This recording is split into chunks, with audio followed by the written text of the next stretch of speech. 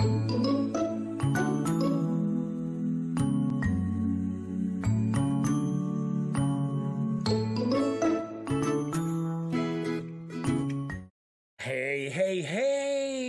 it is Friday, so come on in, pull up a chair, the Daily Dope is in the air.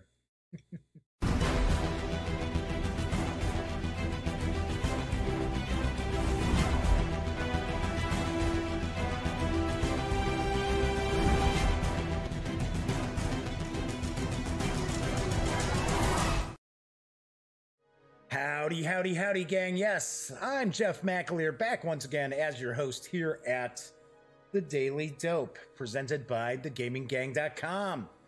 Come on in, welcome aboard. This is episode 223 of The Daily Dope. Today is Friday, January 4th, 2019. Do want to mention, interestingly enough, Monday's show is going to mark the 500th video on the Gaming Gang channel. So, kind of cool. I think that's pretty cool. Figure, I'm in my 9th year, so even though the past year had 221, it was 220 episodes in of the Daily Dope. So that also means that there were like 270 some videos before I started doing the Daily Dope. So pretty cool. It'll be pretty nice. And actually, funny enough, the Monday show will mark an unboxing. Show 500 will be my unboxing and first look at Paper Tales. So pretty sweet from Stronghold Games, from my good friend Stephen Bonacore and the fine folks over at Stronghold Games. But I'll get into what's coming up on the show next week in just a couple of minutes. Today, I am going to unbox and take a first look at Shadowrift. Let's try to aim this down a little bit so we cut down on some of that glare. This is a fantasy deck building game from Starling Games. This is the second edition. Let's see if we can kind of get that in a little bit there. Yeah.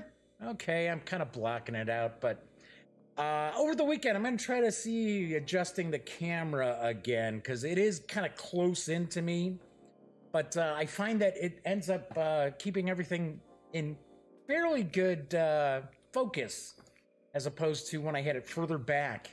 A lot of the stuff behind me was kind of way out of focus, but I don't know. People don't necessarily want to be looking at my mug anyway. I don't want to be looking at my mug.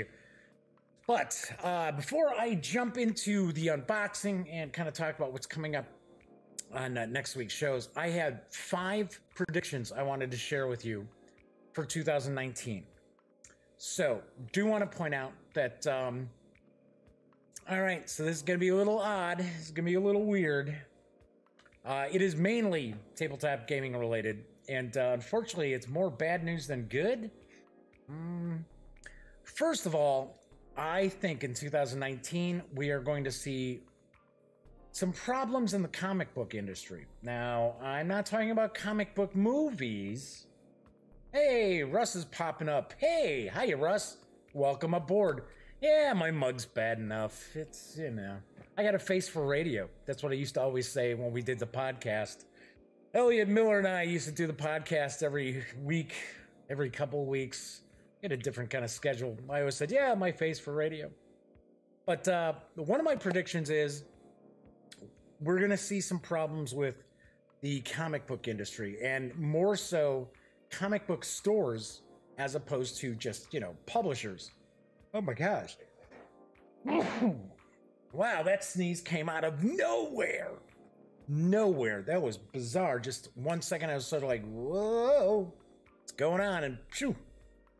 Sneezing. Hey, that's what happens as a live stream. Can I tell you? What can I tell you? So, hey, as Russ just popped in, I should point out this is a live stream. If this is the first time popping in to check out the show, it's live. You never know what's going to happen. Hopefully, it's not too crazy. But there is chat available on YouTube. It is not on screen, but I do keep an eye on it throughout the show. If you want to say hello, or if you have a question, or maybe you want to see something a little closer, for Shadowrift, by all means, chime in and I will respond. So anyway, so as I was going to say, I am hearing kind of through the grapevine from comic book store owners, because you got to realize I am friends with some folks. Well, the owner, the main owner, the money, well, not the money guy. The money guy is kind of a silent partner nobody knows about. But the main guy behind pretty much the biggest chain of comic book stores in Illinois. And I am friends with people who work at one of those locations in that chain. And there are some problems going on right now in the comic book industry where you're still looking at they're buying based on how things were 50 years ago, nearly 50 years ago. Diamond Distributor actually bases like sales numbers and stuff like that on like 2006 numbers. It's very, very bizarre. A lot of comic store owners are getting to the point where they're just getting shellacked on the back end. They'll buy so many issues of a brand new comic coming out, and if they don't sell every one of those issues, forget it. They're not going to make money on that as a back issue.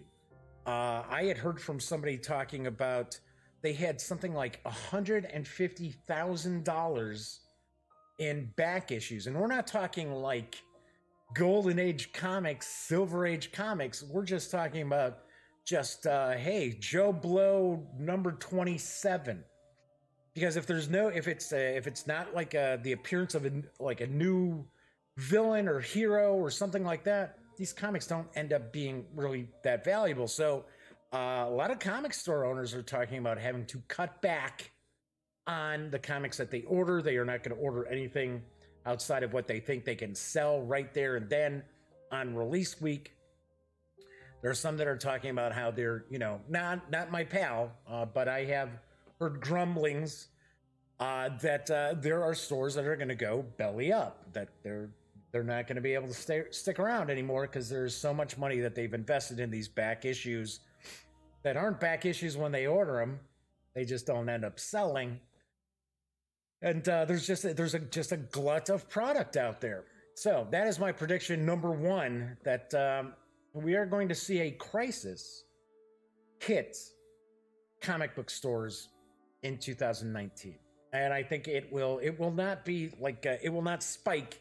We will not see the worst of things until a little further down the line. It will not just be 2019. And part of it is going to be that publishers and distributors are going to have to change the rules a little bit to help out some of these comic book stores, comic book chains too. That said, I think we're going to see a downturn in the tabletop gaming industry as well. There are some companies out there, big and small. I'm not naming any names, but there are some companies out there that are probably larger than you would expect, who are in trouble financially, kind of hanging on by a thread.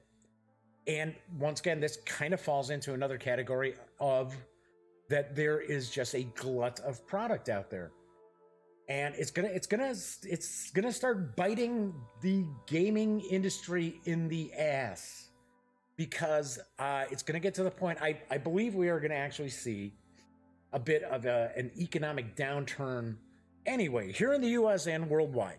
There's just a lot of things going on. A lot of the experts are already talking. I think like 50% of economists are saying that we're going to see a recession starting this year. I don't know.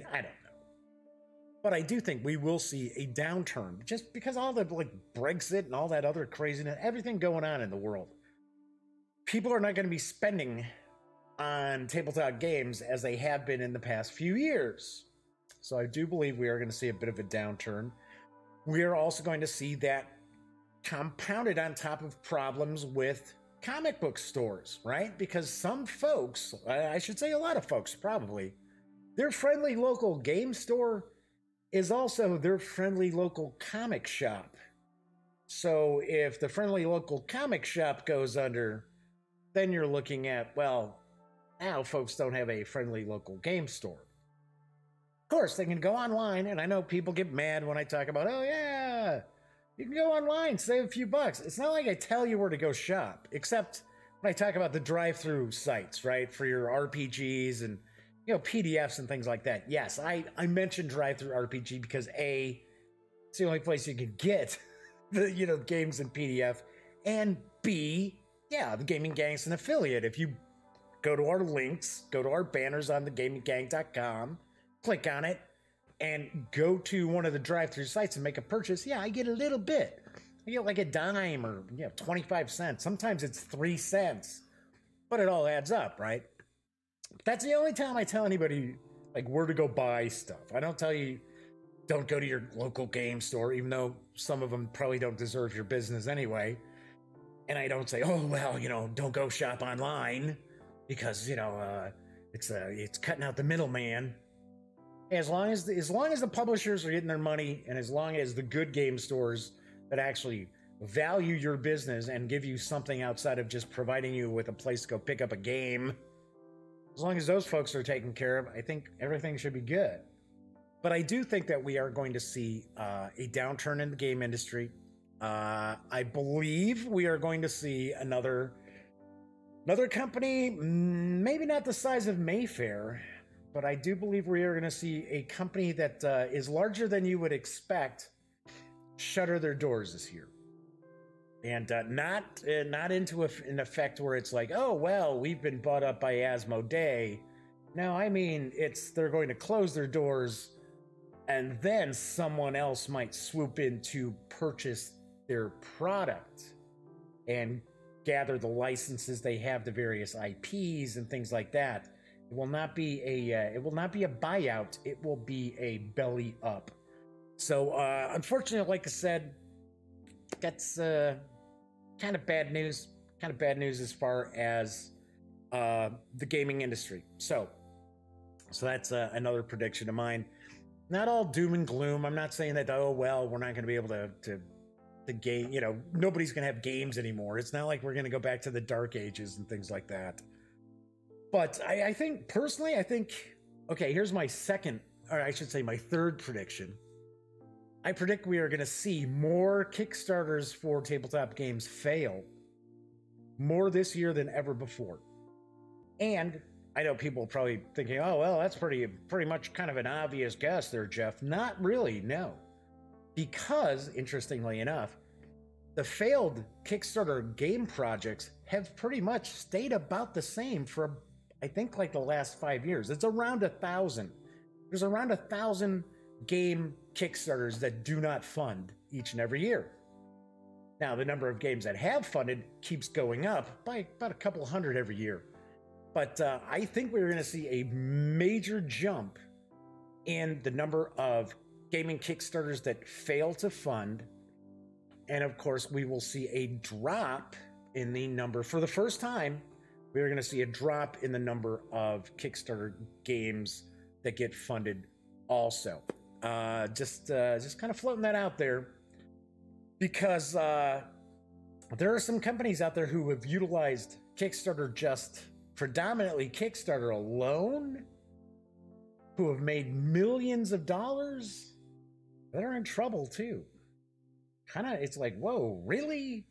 And I'm, like I said, I'm not going to sit here and name names or anything like that. But there's one company in particular that I've heard stuff, and it's public. It's public knowledge. It's not, somebody whispering in my ear. It's public knowledge if you look for it. And that they're in pretty dire straits. And it's amazing because they have Kickstarters that pull in millions of dollars every year. So pretty weird.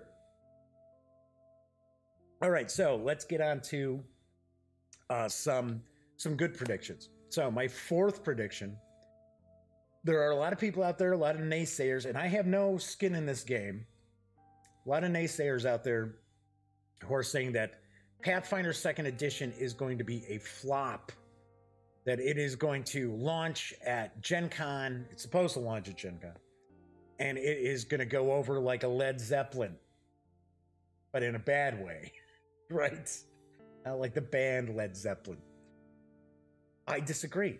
I personally think as long as the second edition of Pathfinder releases at Gen Con as planned, I believe it is going to be the top selling role-playing game product of 2019.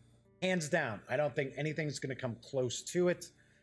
And we may now, I'm not saying that it's going to have like long-term like longevity or anything like that. I am just saying it is not going to be a bust coming out the gate. Absolutely not. And I know there are a lot of people out there who have been saying, oh yeah, I've gone through the latest playtest and I've seen everything and it's just gonna flop. It ain't gonna happen, Dooley. It is going to be a big seller. Now that doesn't necessarily mean everybody's going to like it. But then again, as in with everything in this world now, you can't please everybody. You certainly can't. So, all right. So that is my fourth prediction. Fifth prediction, another good news kind of thing. We are going to see the number of people who are playing role-playing games online, be it in Hangouts. I don't think Hangouts is going anywhere. Russ, this is bad news. Success or failure of the economy obviously affects the availability of discretionary income, but I hate the thought of this hobby potentially losing major publishers. Problem is, okay, real quick, I'll jump back. Russ, the problem that's going on right now, and once again, this is just, I've been covering the hobby for 9 years. I have friends in the industry. The people, you know, the people like Stephen Bonacore, and I'm not talking Stronghold Games. Stronghold Games, as far as I understand, is just A-okay. Everything's fantastic with Stronghold because now they've kind of partnered up. But a lot of the folks who are behind these game companies, I'm pals with.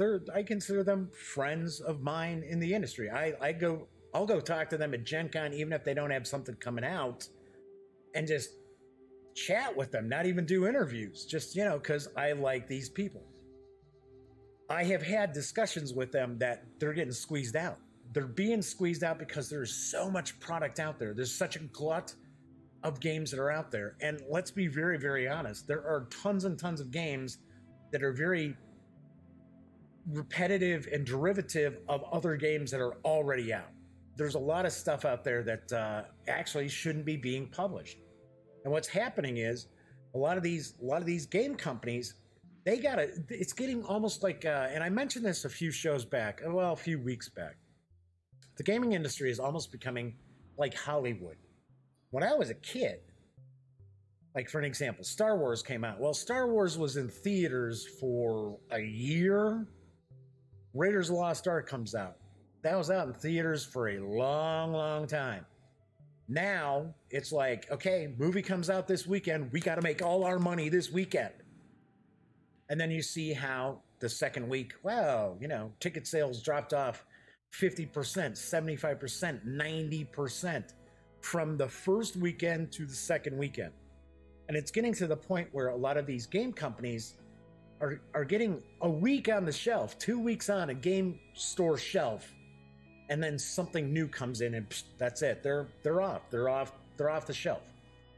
So they got to hit while like the iron's hot. There's no opportunities for a lot of these companies to actually create an evergreen title that's going to stick around, that is going to have, you know, like the Dominions and things like that of the world, which I'm not really that big a fan of Dominion. But that's kind of an example. I mean, Dominion has been a game that has propped up Rio Grande for years.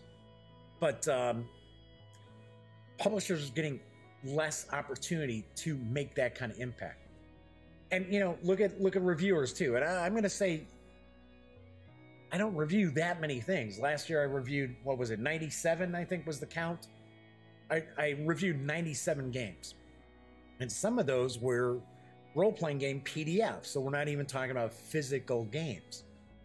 Reviewers are part of the problem as well, because there's so many of us out there now. I mean, when I started, you could have counted us on one hand. People who had websites, not people who just were on Board Game Geek, but people who actually invested in having a website, doing a podcast, what have you. And it's just now there's like tons of people out there. That's why you see so many of these reviews are 3 and 5 minutes long. And I get it. I get it. The whole, yeah, well, YouTube, the YouTube studies all say that, your video should be about 8 minutes long and blah, blah, blah. What? Okay, fine. Great. And there are people out there who are going to buy a game based on a 5-minute review. Okay, fine. A lot of people won't. That's why my reviews are not 5 minutes long. People complain my shows are too long, but it's a live stream, right? It's just, we're hanging out, having fun, talking about games. If you want 5-minute reviews, you know where to find them. But that's part of the problem too, because you got reviewers coming out with so many reviews. You might see a reviewer come out with 2, 3, 4 reviews on their channel in a single day. And it's just, people are just being inundated with all this product. And a lot of this product, let's be very honest, some reviewers out there are not the sort of people who are going to give a thumbs down very often. Some of them get paid for their reviews. They, and honestly, it happens. Anybody out there says, oh no, nobody takes money to do reviews. That's BS. Because I have companies ask me all the time, what do I charge for my reviews?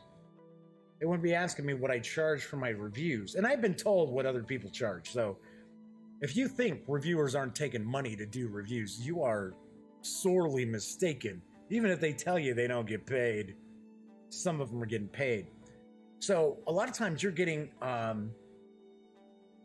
my review, it's my opinion, right? There's games that everybody likes, I'm not a big fan of. There's games that other people don't like that I really enjoy. It's just my opinion, right? That's what a review should be. Your opinion. Doesn't matter if you got the thing for free, what have you, went out and bought it, fell off the back of a truck, whatever. But reviewers, we have to take some of the blame too, because we are cranking out so many reviews and there are so many of us out there that at some point, there's only so much. there's a tipping point. There's only so many games that can be out there that can be coming out in a year. And I have, one of the reasons why I mentioned that I think we're going to see a downturn in the tabletop hobby is there are a lot of gamers I know who are talking about, who I shouldn't say talking about, they've talked about it before. Oh, I'm gonna slow down on my purchases, and I'm gonna kind of cull out my collection and things like that. Now they're doing it. There are some people I had chatted with where I was like, hey, so what did you pick up over the holidays, or what did you get for Christmas as far as games? And they're like, nothing. It's like I'm cutting down on games. And I told my friends, family, hey, don't buy me any games. So anyway, my fifth prediction was basically we are going to see the number of people who are role-playing online through either Skype or Hangouts or any number of apps. Roll20, Fantasy Grounds. Fantasy Grounds is pretty cool. Gotta get a review out of it one of these days. I haven't played around with it enough really to give my final thoughts on it, but it is pretty cool. I like it better than Roll20, I'll tell you that much. But I think we are going to see that skyrocket. I think we are going to see a lot more coverage as far as podcasts and even like live play videos, live play channels. For some reason, people think I hate Critical Role, and I don't. I just tell people all the time, don't expect that to be how your game is going to be at your table. It's not. In fact, I want to say, I think Matt Mercer just did a video or took to like Reddit or something like that, because he's had so many people asking about or talking about how their players at their table are all like, how come you can't be more like Critical Role? And that's something I've talked about for years. It's like, yeah, sure, it's entertainment. Enjoy watching these, live play streams and things like that. But the stuff that's being produced by, the stuff that's got money behind it, don't expect that to be what the game is going to be like at your table. But I really do think that we are going to see the numbers skyrocket, and we are going to see way more people from all around the world joining together and playing games online through various different apps. And I think that's very cool. It's very, very cool. So okay, so 3 bad predictions and 2 good predictions, I guess, or 1 prediction about Pathfinder that I don't have like a dog in the fight, right? So anywho, okay, so I know people are going to be checking out this video to see what is the 2nd edition of Shadowrift. But before I do that, let me talk about what's coming up on next week's shows. As I already mentioned, video 500 on the Gaming Gang channel will be my unboxing and first look at Paper Tales from Starling Games. This is a fantasy card game that looked really interesting. I talked to Stephen Bonacore about this a couple of times.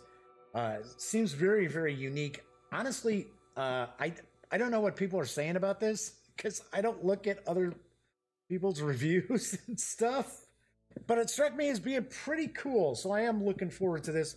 I do believe it's a bit of an engine building sort of card game, and that one of the aspects I thought was interesting is that you're building an empire, and that these cards only have a limited time frame that they will actually be active. That, you know, so basically things age and go away. So pretty sweet.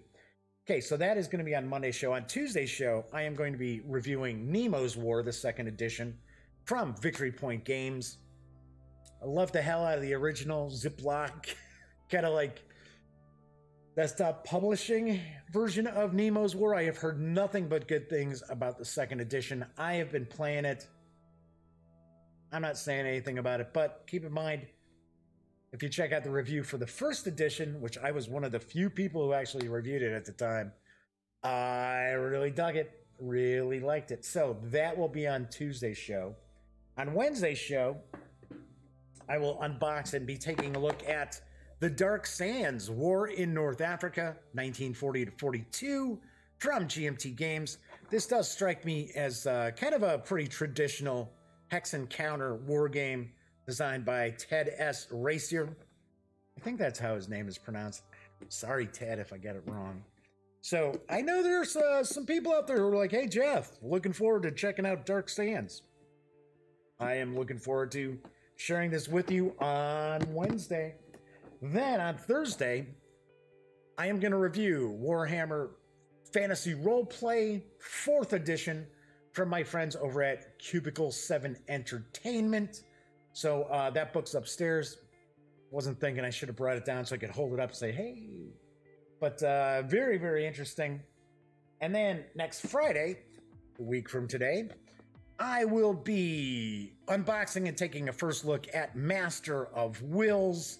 This is from Stormcrest Games. I do believe Stormcrest is part of the Game Salute umbrella. I believe they're underneath the Game Salute umbrella of games. So it looks kind of like a cyberpunkish game, but looking pretty interesting. So that is what's cooking on... Whoa, that almost fell over. I have things stacked up all over the place. One of these days I should take a couple of pictures of what the Duct Tape Studios really looks like, what you don't see. And then I think, yeah, I better not do that, because then people will probably be like, really? Oh, man, I'm not watching that guy anymore. Because when I call it the Duct Tape Studios, I'm not kidding. There's a bunch of duct tape around here. And I don't use it to, like, tie people up. Anyhow. All right, so we are going to take a look at Shadowrift 2nd edition from my friends over at Starling Games. It is designed by Jeremy Anderson. It's for 1 to 6 players. Okay, so I've run across some conflicting info. I know it's for 1 to 6 players. Now, I have seen in some places where it says it plays in 45 minutes to 2 hours. I have seen 45 minutes to 90 minutes. And on the back of the box, it says 90 minutes. So I'm going with what the box is telling me. So the box is telling me 45. Oh, I'm sorry. I should say the box is telling me 45 to 120 minutes.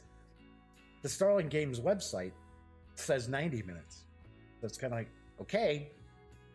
And of course, you can go over to starling.games, not com, .games, to check it out. The game does carry an MSRP of $75. So this game is pretty hefty. This box is hefty. We're going to probably see a little bit of air when we crack this open, but not a ton. This does seem like it's pretty well packed full of some gaming goodness. So let's pop on over to the other camera. First thing I'm going to do is I'm going to get rid of the shrink so we can cut down on some of the glare. I have been kind of messing around with different things here with the lighting over the past few days. Actually, it was mainly kind of like last weekend that I was messing around with it.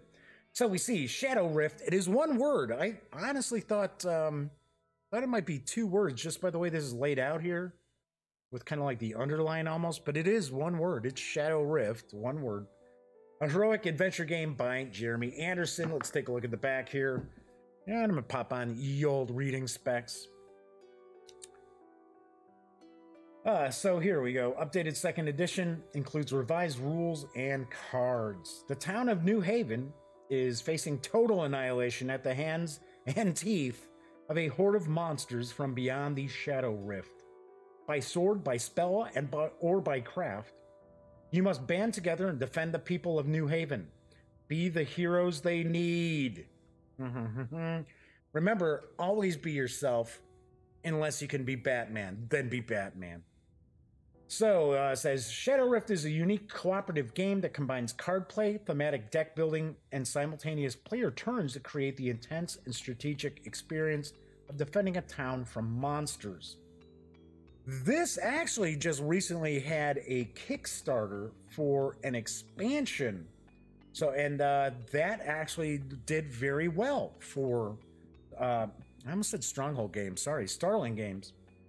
I was actually glancing up here as I started to say that. I was like, wow, 540 cards. That's pretty cool. That is pretty cool. Okay, so let's see what we've got. Let's get this open. Come on, baby.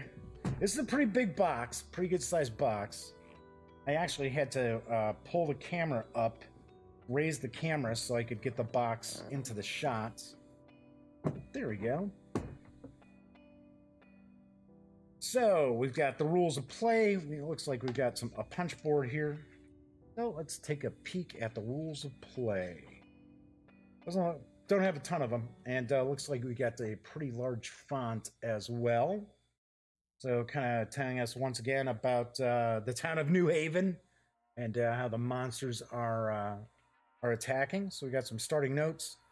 Goal of the game. There are two ways the heroes win. Find and seal all of the Shadow Rifts, or construct all 8 walls, building New Haven into an impenetrable fortress. Heroes lose if the town square contains no villagers or walls at the start of the Heroes Act step. Last corpse is added to your city, leaving the corpse stack empty. I will take a guess that that might be the villagers. You don't have any villagers left to defend anymore when the corpse stack is empty. A monster takes the annihilation action and destroys the world. Some of them can do that. Don't let them. So you're not only looking to save New Haven, I guess you might be looking to save the world as well. Right, so it's showing us the different components. So we have player cards, town cards, monster cards. Talking about showing us some of the tokens. Talking about the setup. So of course, as a deck building game, we're going to start off with a starter deck. Then we've got selecting cards, choosing a monster faction. So there are 8 stacks of hero cards you'll be using. And then we got a recommendation what we should start off with. Hey, we got our randomizer cards. Okay. Talking about the setup. So, board looks like it's the town.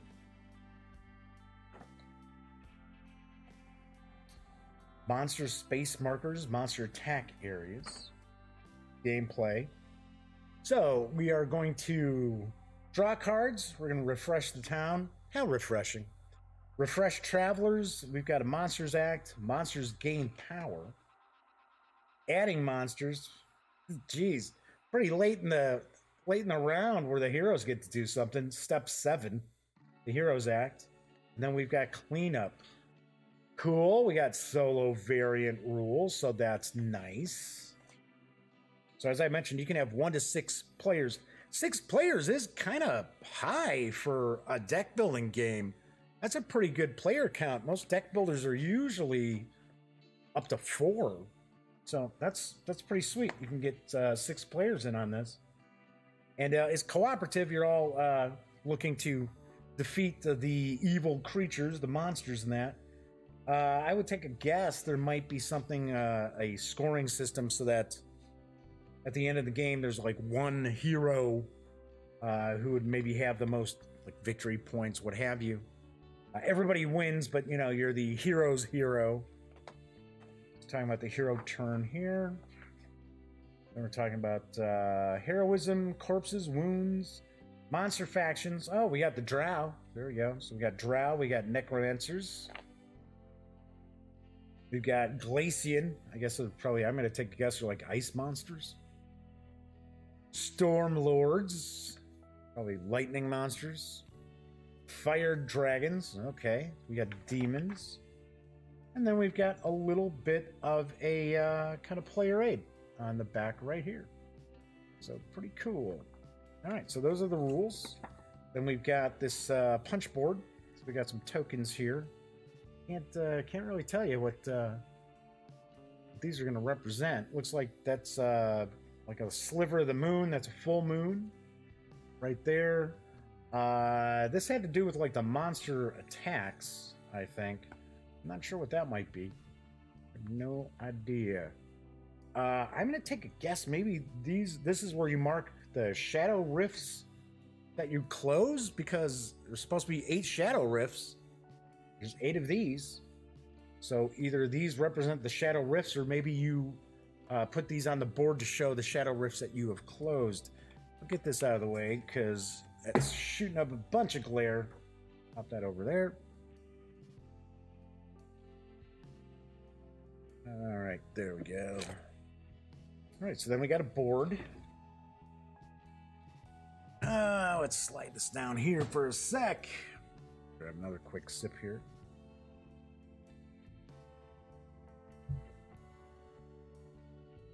Okay, pretty good size here.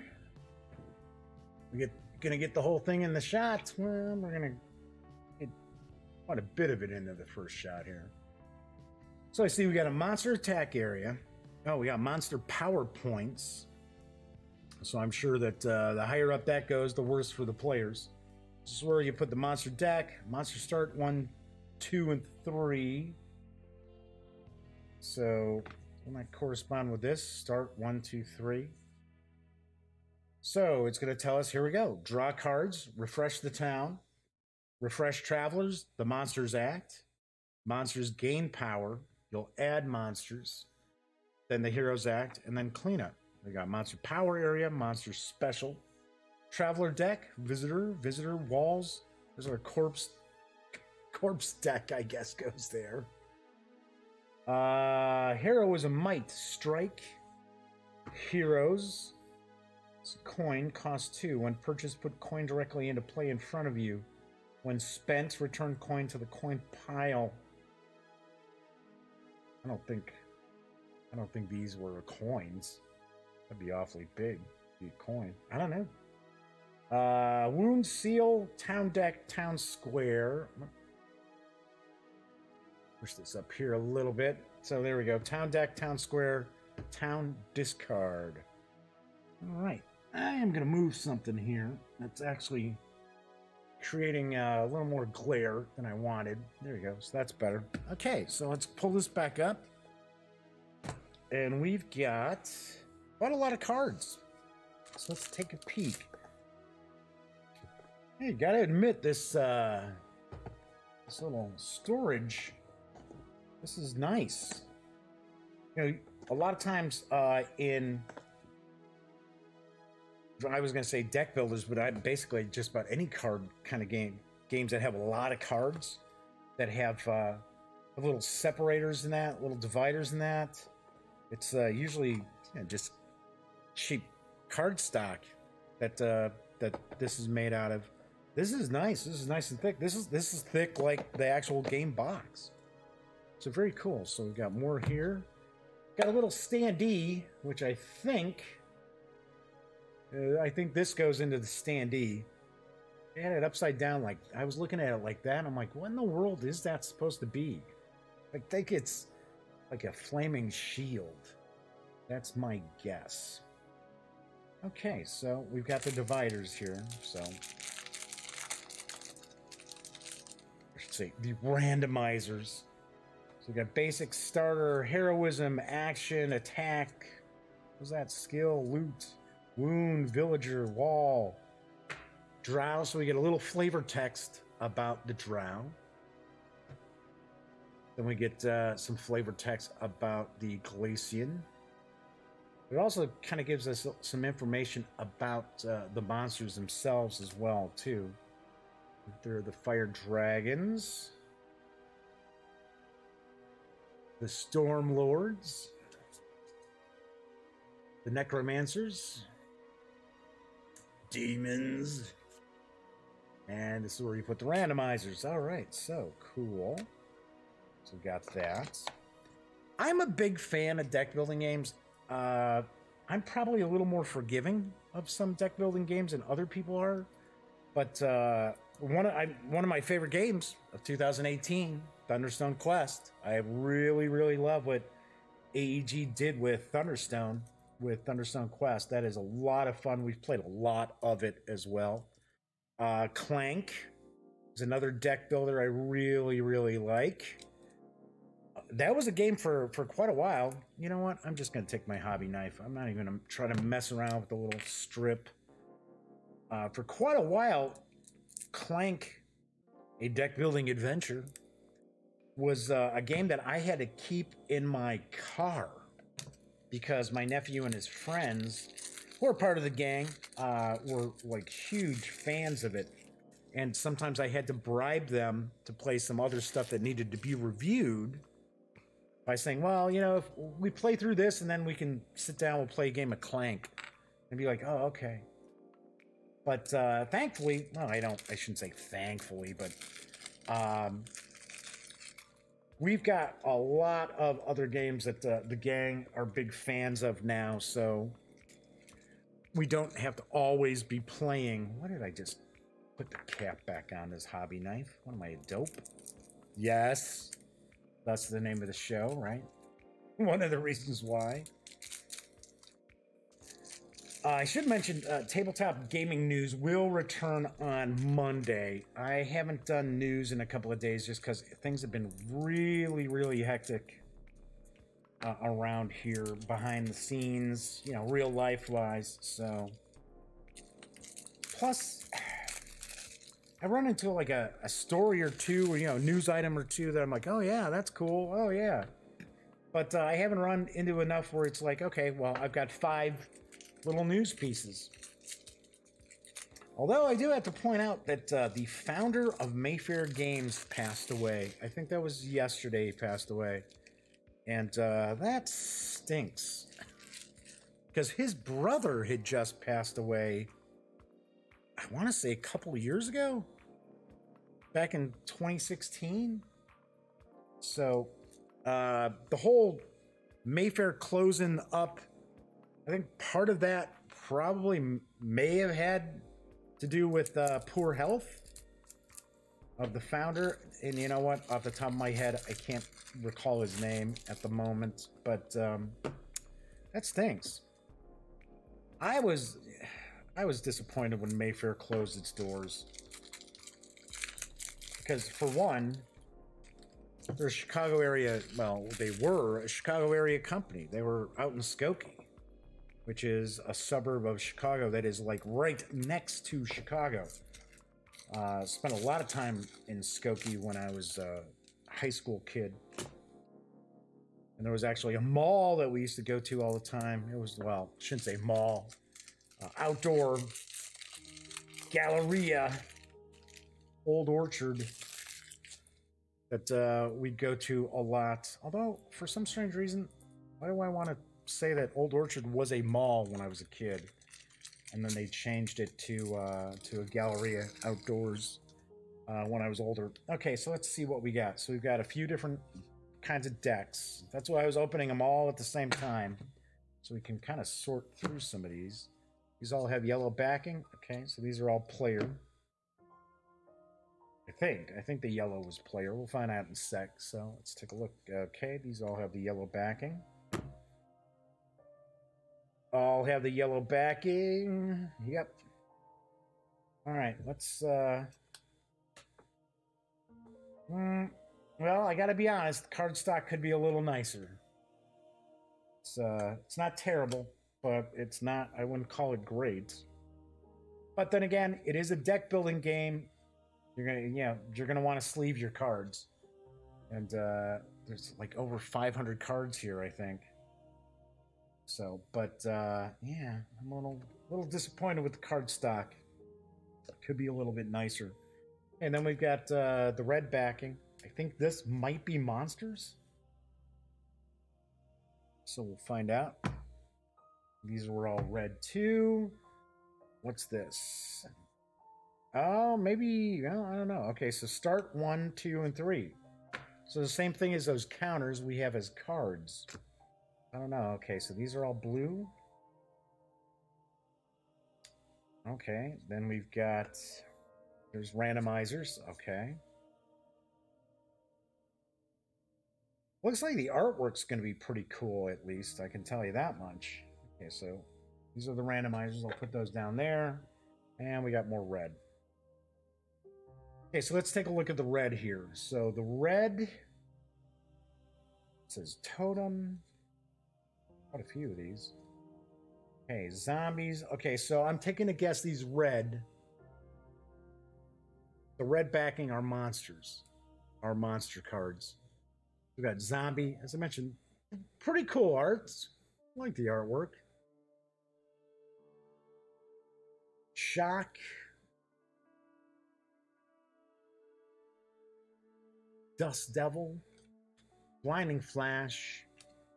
Bolt. Gust. Screaming Wind. So these must be kind of like environmental effects going on, is my guess. Each hero pays one coin, is my guess, or gains a wound. Cyclone, break a wall. And what else we got over here? All right, so these look like the monsters now. It's kind of cool how the card's like sideways. Tunnel Harrier.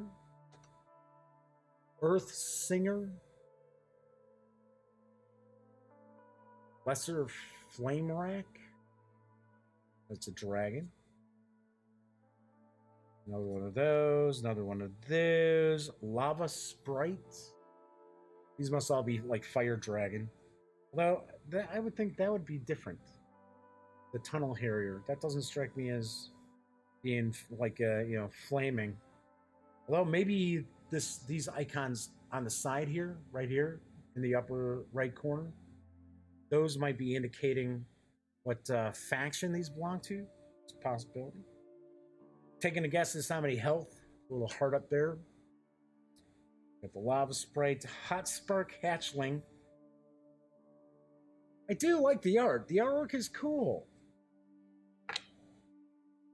Rain of Fire. Oh, these are the monster powers. That's right, because it says that at the one phase of the round or turn, whatever it is, that the monsters gain a power. Must be these. Curious Drake. Kind of look like salamanders almost. Ash Eater. No, that looks like a big old dragon. Yeah, I would think so with the 11. Greater Flame Rack. Board Squatter. Funny. Kind of funny name for it. Lava Swimmer. We're not going to look through all of these. We're just going to kind of Ooh, this must be a, oh, here's the, okay, it says right there, Dragon Boss. Bum, bum, bum. Okay, then we get into, I think these are Tempest. So Windcaster, let's just take a look through. Thunder Drummer. Oh, hey, here's another Dragon Boss. So I guess the Tempest are dragons too? I don't know, Storm Reaver? Or maybe that's just their big baddie happens to be a dragon. Wildstorm Power. Nimbus. Ooh, cool. Tornado Walker, Bolt Sprites. Zephyr. Kind of creepy, almost looks like a goblin. Oh, obviously, he looks like 4 health, so I guess that's probably fairly wimpy. So maybe it is like a goblin. Thunderbird. Ooh. I can tell that there are a lot of different artists because there's a little different style to some of these. Body Snatcher. Okay. Reanimator. Hey, that doesn't look like Herbert West to me. What's going on? Casey Creations. So these are, this is the Necromancer monsters there. Okay, so we had, those had some powers. Let's take a look at a few more of these. Okay, so we've got the Drow. I wonder what kind of artwork they're doing with the Drow.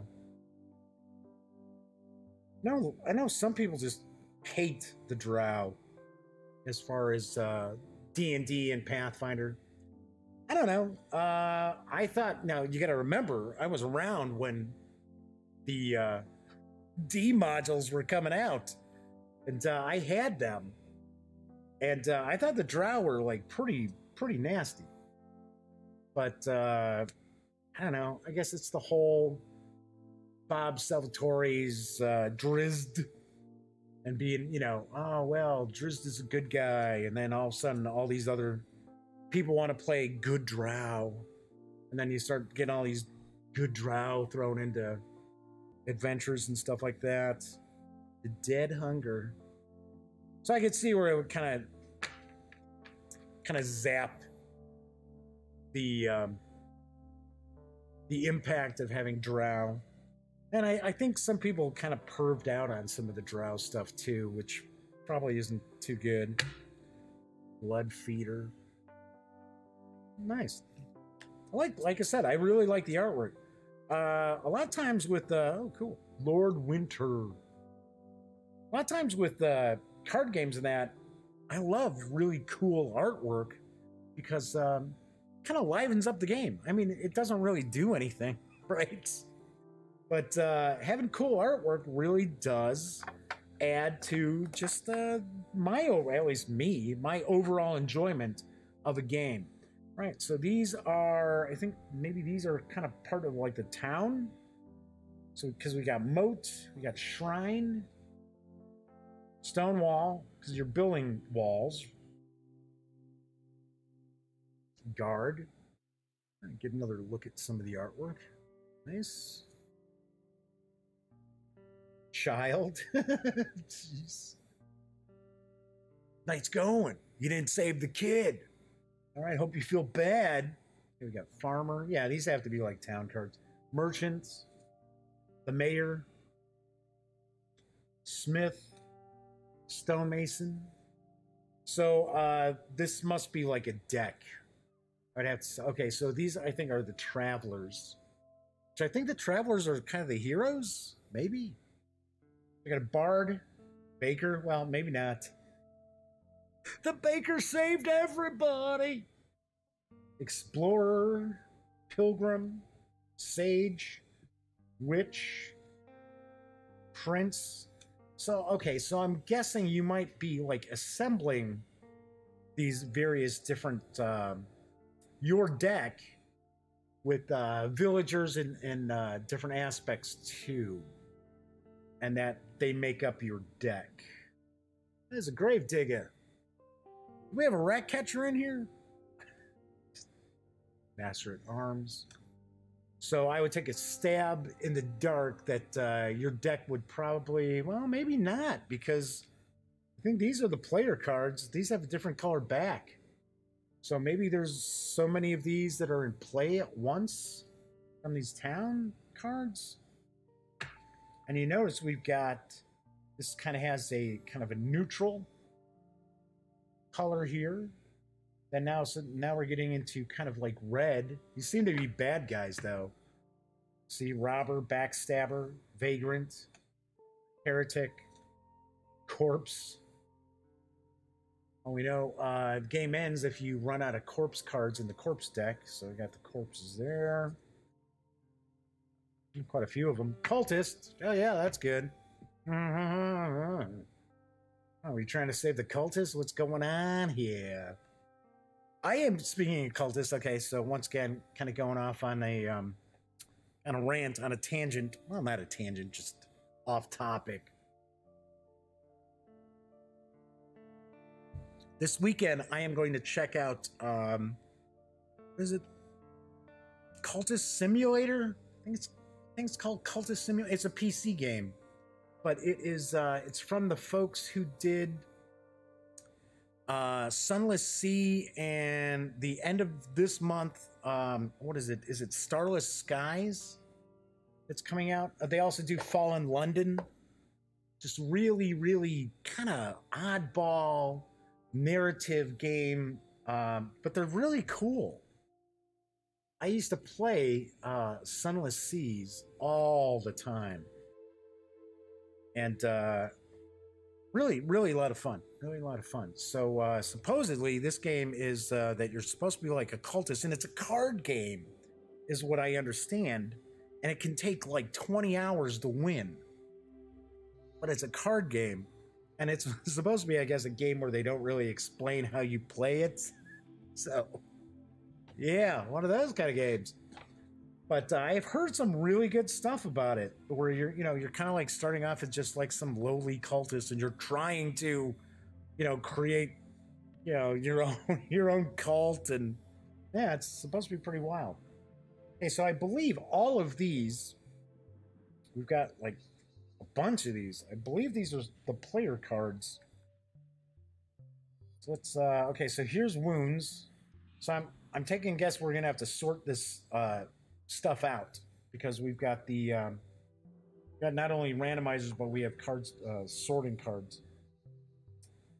And I know on here shows there's wounds, right?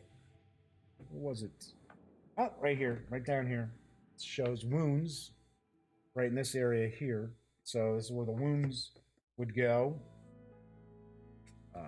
Burn, explore, strike. Taking a guess these are kind of your starting cards. I would think there would probably be a symbol indicating that it would be part of your starting deck. I don't know if that indicates that, or if that just tells you, hey, yeah, this is an attack card. I kind of get a kick out of the deck builders, playing them with my nephew and some of his friends, because sometimes I have a hard time remembering that a deck builder, you're supposed to get rid of cards. You're trying to burn cards out of your deck, especially like your starting cards, your starting deck. So you have a lean, mean, fighting deck. A lot of times they just don't realize that. So we got might. Looks like we got quite a few cards that look like that. Staff of Icy Blows. So that's obviously a magical item. Oh, okay. So down in the corner it's telling us this is loot. That's an affliction. Well, yeah, wound would be an affliction. That's a resource. What was strike? An attack. Okay. Then we got heroism, so that's another resource here. Prowess, it's like more resource there, and that's all what's in there. Let's see what we got. Let's take a look at this big one here. So we've got skills. So we got Brawler, Wall of Snow, it's a spell. Elixir of Life.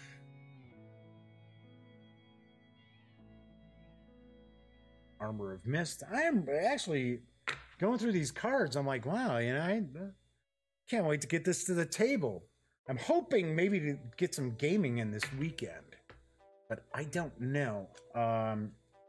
If I do, it's going to be some. Well, if I can't get the gang together, then obviously I'm talking about probably doing some solitaire stuff. Plus, as I mentioned, I'm going to check out that PC game.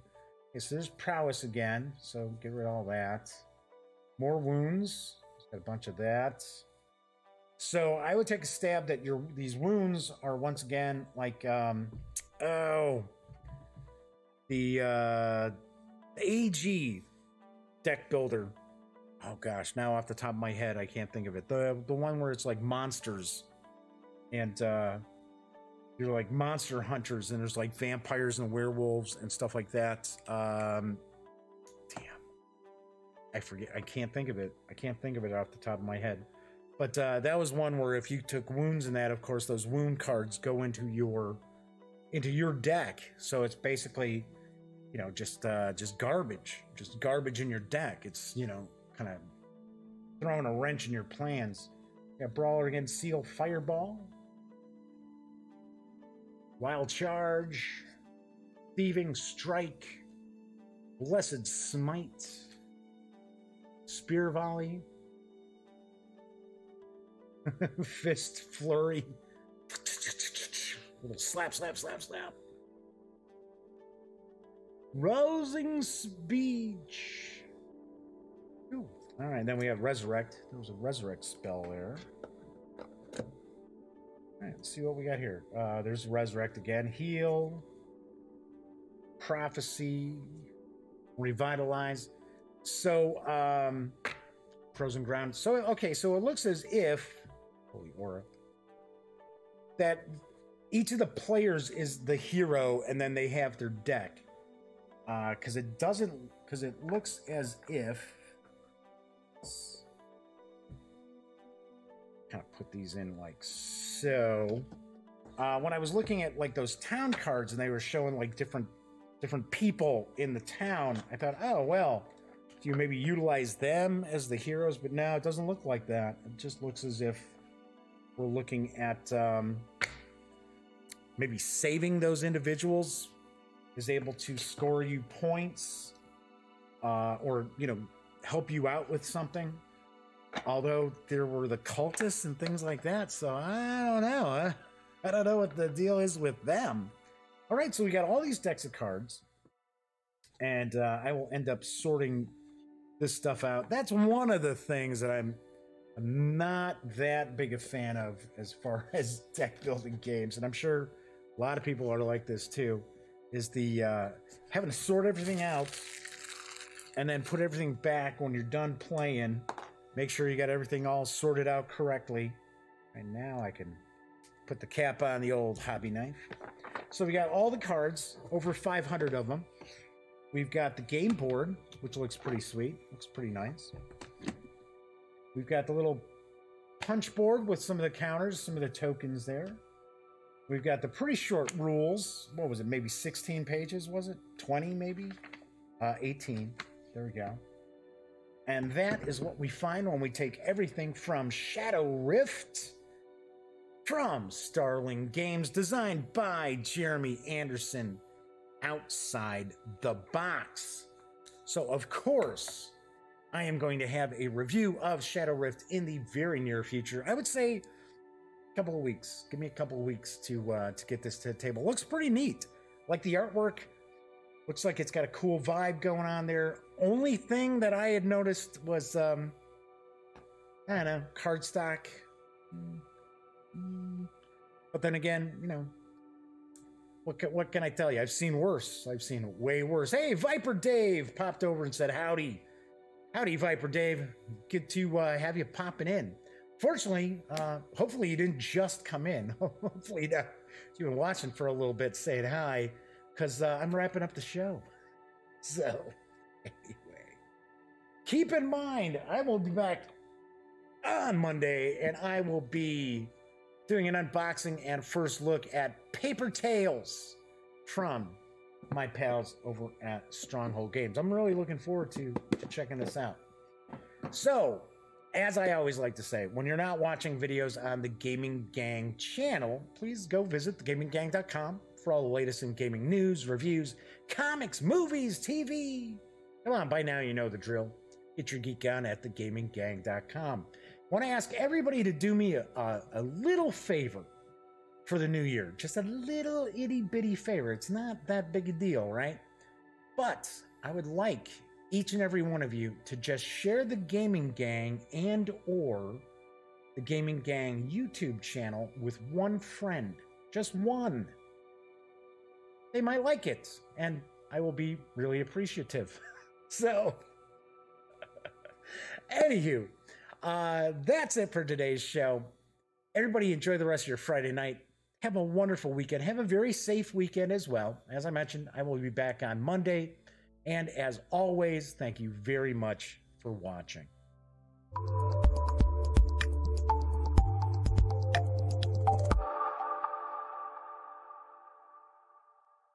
Thanks again for watching The Daily Dope, presented by The Gaming Gang.